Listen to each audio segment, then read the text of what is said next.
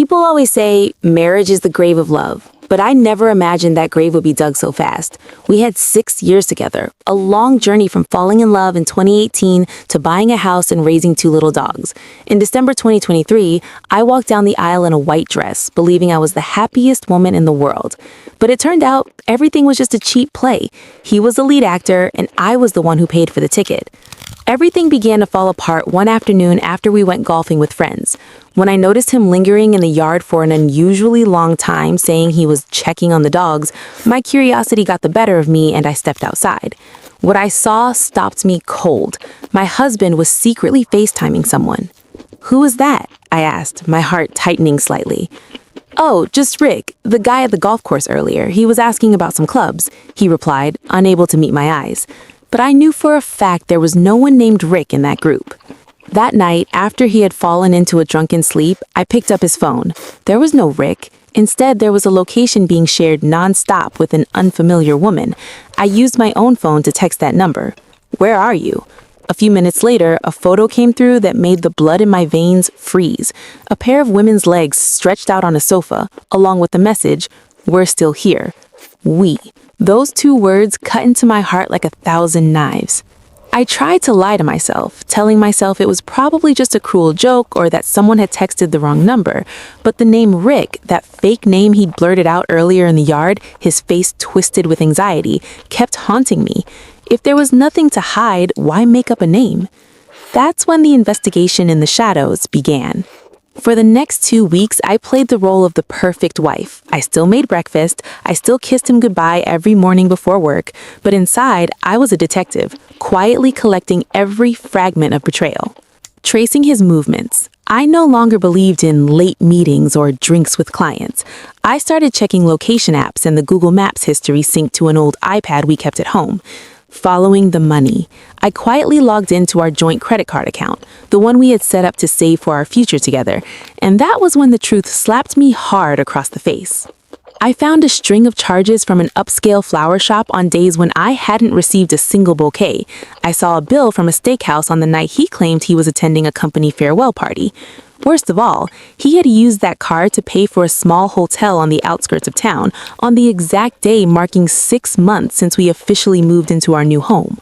Every receipt was proof of the other woman's existence. He wasn't just cheating on me, he was using the very money I had worked for to build another home. My silence at that point wasn't because I didn't believe it anymore. It's because I was stockpiling enough ammunition for the most devastating counterattack. I realized the man lying next to me every night, the man who still whispered, "I love you," was in fact a complete stranger. Our 6-month marriage turned out to be nothing more than a facade to conceal his cowardly nature. That evening, he texted me, "Hey babe, there's a farewell party at work today. I'll be home a little late. I'll bring you something good to eat." If this had been before, I would have felt touched that even when he went out to eat, he still thought of me. But now, with the credit card statement open on my phone, I sat waiting in the dark, staring at the screen. 8:45 p.m. A payment notification popped up. $350 at the most romantic French steakhouse in the city. That wasn't a bill for a company party with a dozen people. That was a bill for 2, for red wine and candlelight. At exactly 10 p.m., I heard the key turn in the lock. He walked in, his face still flushed with alcohol and carrying the scent of unfamiliar perfume. Not heavy, but light and feminine. A scent I knew for certain did not exist in my makeup drawer. "Babe, the steak was amazing. I boxed up half for you," he said, handing me the restaurant's elegant paper bag. I looked at the bag, then at him. Inside were half-eaten cuts of steak and cold mashed potatoes. A wave of nausea rose in my throat. Suddenly, I saw it clearly. While I had been sitting at home waiting for him, worrying about his health if he drank too much, he had been sitting under candlelight, cutting pieces of meat for another woman, laughing and talking about the future, using the very money I had saved with him to pay off our mortgage. And then he brought back the leftovers of that evening and handed them to me, like alms given to an emotional beggar. "Did you have fun?" I asked, my voice eerily calm. "Of course. The staff kept pushing drinks on me," he lied casually, without blinking. I looked straight into his eyes, searching for even the slightest ripple of remorse. There was nothing, only shamelessness wrapped in the mask of a good husband. In that moment, I grabbed the food bag, walked straight to the trash, and threw it away. "I'm not hungry," I said, then turned and walked off. That night, lying beside him, I felt a chill run through me. I realized I hadn't just been betrayed emotionally, I had been intellectually insulted. Who did he think I was? A fool who would quietly gnaw on the leftover scraps of someone else's happiness? My patience truly began to run out when I uncovered the next truth. Father's Day was approaching, and instead of taking me to visit his family, he had come up with a far more bold and far more disgusting plan to introduce a new wife to his parents while our marriage wasn't even 6 months old. Father's Day that year was blazing hot, but my heart felt frozen solid. Early that morning, he clutched his head and groaned, claiming a pounding headache that made it impossible for him to go visit his parents with me as planned. "You should just go to your parents' place," he said, in a voice dripping with fake concern. "Your dad's about to have surgery anyway. I'll take a nap, then drive over to see him later this afternoon." I nodded quietly and drove off, but my mind was full of suspicion. I didn't go straight to my parents' house. Instead, I parked in a hidden corner near my in-laws' house, where their entire family was hosting a backyard BBQ. I wanted to see whether his headache was real. I didn't have to wait long. About 2 hours later, my phone buzzed non-stop. It was a call from Sarah, a mutual friend who was also at the party. Her voice was panicked, mixed with loud music in the background. "Hey, are you here? I can't believe what I'm seeing. Your husband, he just brought some girl with him. He's drunk out of his mind. He's standing in the middle of his parents' yard, making out with her, bragging to his cousins that this is his real destiny." It felt like an explosion went off inside my head. All the endurance, all the silence I had maintained while gathering evidence erupted into pure rage. I immediately drove straight into my in-laws' driveway. What I saw was even more revolting than what Sarah had described. Under the old oak tree where we had taken our wedding photos just 6 months earlier, my husband stood with a beer in his hand. One arm was wrapped around the waist of the woman from that photo, laughing loudly. He was introducing her to his parents, who stood frozen in shock, as if she were some great personal achievement. "Dad, look, she's the one who really understands me," he slurred smugly. When he saw me step out of the car, the smile on his face froze for a split second, then quickly turned into a drunken, defiant glare. The mistress leaned into him, pretending to be a helpless victim. My mother-in-law stepped forward, trembling. "Honey, I didn't know. I truly didn't know he would dare to..." I looked at her, then straight at the man who still carried the title of my husband. The humiliation at that moment wasn't mine, it was his. In front of his entire family, in front of the people closest to him, he had personally shattered the last shred of his dignity as a man. "You're right," I said clearly, my voice steady and unexpectedly sharp. "A liar belongs with a husband stealer. You two are a perfect match." I turned to my father-in-law, who was staring at his son with utter disappointment. "I'm sorry for ruining your day, but I suppose this new daughter-in-law your son brought home is gift enough." I turned and walked away, without a single tear. Amid the murmurs and whispers of his relatives, I knew that from that moment on, our marriage was truly over. What I didn't expect was that even after such public disgrace, he would still have the nerve to stage a fake repentance, writing handwritten letters, all just to buy himself more time to steal the house from me. After the storm of humiliation at my in-laws' place, I should have ended everything immediately. But the psychology of a woman who had invested 6 years of her youth isn't so easy to undo. I fell into a state of denial, a deadly psychological trap. I convinced myself that maybe he was having a midlife crisis, or that alcohol had simply led him astray. I decided to give him and myself one final chance. I signed us up for an expensive marriage counseling program.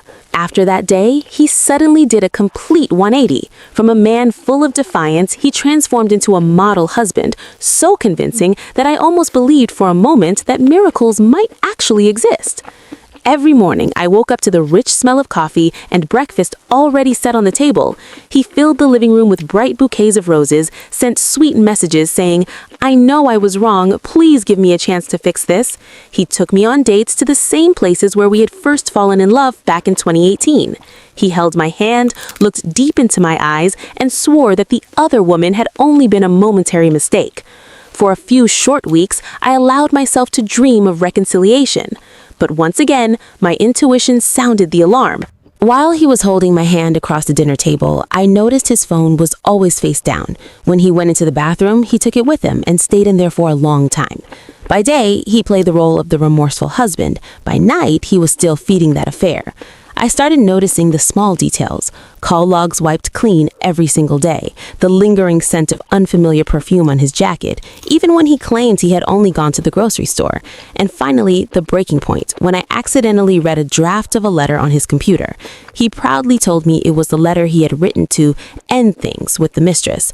I expected finality. I expected a declaration that he was choosing his wife. But no, that letter was a direct insult to my trust.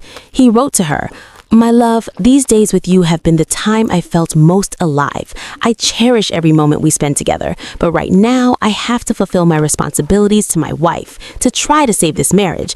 Please wait for me. I need time to get everything in order." So that was it. The remorse, the romantic dinners, the flowers, none of it was real. It was all a delaying tactic. He had no intention of coming back to me. He was just performing so I wouldn't file for divorce right away, so he could buy time to move assets or simply to calm public opinion after the scandal at his parents' house. Right before the first marriage counseling session I had scheduled, he suddenly dropped the mask. He looked at me with cold, ruthless eyes and said, "I'll go to counseling this one time only, so outsiders can see that I tried. After that, we're getting divorced. I don't feel anything for you anymore." My heart broke for the second time, but this time it didn't shatter into pieces. It hardened into stone. I realized I was trying to save a ship that had already sunk, with a captain who was secretly drilling more holes to make sure it went down faster. After the humiliating counseling session, where he openly stated he was only there for appearances, I felt like I couldn't breathe in my own home anymore. I decided to move back to my parents' house for a week to clear my head. I believed that no matter how cruel he was, he would at least preserve a final shred of respect for the home we had built together over 6 years. I was wrong. He wasn't just a cheater, he was an invader. On the morning of my third day at my parents' house, a strange instinct pushed me to open the home security camera app. My heart nearly jumped out of my chest when I saw a pair of unfamiliar high heels sitting right by the front door. My hands trembled as I switched the camera to the bedroom, the most private, most sacred space of a marriage, and I froze. She was there, casually sitting at my vanity, using my perfume, wearing the bathrobe I loved. Even worse, on our wedding bed, the place where we had sworn fidelity, her clothes were strewn everywhere, tangled together with my memories. He had turned our home into a motel for his affair the moment I walked out the door, and it didn't stop there. In a final, twisted act of provocation, through the smart TV system synced to his phone, I saw that they had created a couples playlist together. Love songs, romantic melodies, echoing brightly through my living room. I sat in a small room at my mother's house, watching the music playlist scroll non-stop on my phone in real time. Every song felt like a slap across my face. They were dancing, laughing, enjoying life, using the very comforts I had worked so hard to pay for. He wasn't just betraying me emotionally, he was deliberately erasing my existence, turning me into a stranger in my own home. Just as my resentment reached its breaking point, another piece of devastating news hit. My father suddenly suffered a heart attack and had to undergo emergency surgery. In my panic, I texted him, the man who was still legally my husband. "My dad is in emergency surgery. I'm completely overwhelmed. Can you come watch the dogs or help me out somehow? We're still husband and wife after all." And this was his response, colder than death itself, sent from the same bed where he was lying with another woman. "I already have a new girlfriend and a new life. I'm no longer part of your world. Take care of it yourself and don't bother me for another second." That message was the final knife, cutting off the very last trace of hope. Its cruelty was so absolute that the pain inside me suddenly vanished, replaced by an icy clarity. I didn't cry anymore. I stared at the playlist still playing on the TV and silently swore, "I will make you regret this shamelessness." That heartless text on the night my father was fighting for his life was like a brutal wake-up call. It didn't break me. It burned away every last bit of mercy I had left. I realized that with someone who has no heart, forgiveness is nothing but self-destruction. I began a quiet but ruthless counterattack. I stopped begging. I stopped questioning. I simply collected evidence. Videos from the security cameras showing her mistress casually using my belongings, the joint credit card transaction history he used to wine and dine her, and most importantly, that text message. "I already have a new girlfriend and a new life."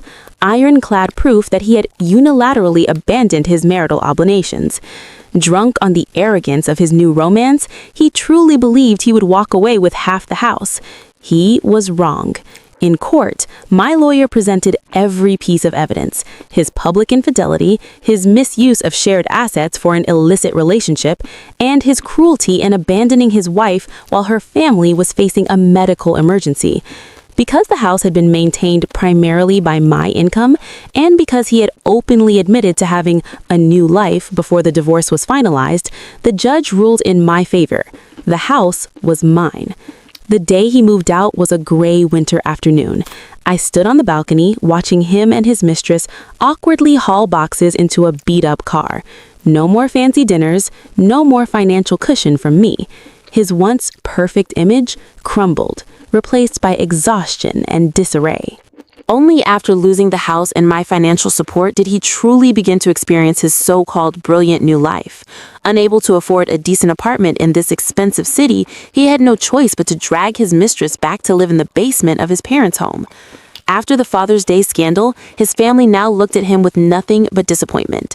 The man who had once been their pride was reduced to a ghost in their basement, living in poverty and constant arguments with the mistress, who had quickly realized he had nothing to offer beyond a hollow, flashy facade. And me? After throwing every last thing that belonged to him out of the house, I changed all the locks and dumped our old wedding bed straight into the trash. I renovated the house in a style I loved and turned it into a true sanctuary. My father recovered and stayed with me for a while. Every morning, I wake up next to my two little dogs, breathe in the air of freedom, and thank life for letting me see the true face of a traitor early enough. 6 years may be long, but the remaining 60 years of my life will be reserved only for what truly deserves me. From this painful story, there is one truth every woman needs to remember. Never place your entire trust and your entire life in the hands of a man. Whether you've been together 6 years or married 6 months, hearts can change. Don't let a lavish wedding or the fear of public judgment trap you in a toxic relationship. The most important lesson of all is this: women must be financially independent. When you have money and independence, if betrayal happens, you can still stand tall and throw the unworthy man out of your house. You can take care of yourself, take care of your parents, and keep your home. But if you have nothing, you'll be forced to endure humiliation in exchange for their fake kindness. Betrayal is, in truth, a kind of purification. It clears the trash out of your life to make room for something better. Don't stoop to public confrontations. Don't degrade yourself. Just live well, live beautifully and successfully in the home that is yours. That is the most subtle and devastating form of revenge. Those who betray will eventually pay the price with a life of hardship and humiliation exactly equal to what they inflicted on others. Remember this: love with all your heart, but always keep a cool head and a full wallet.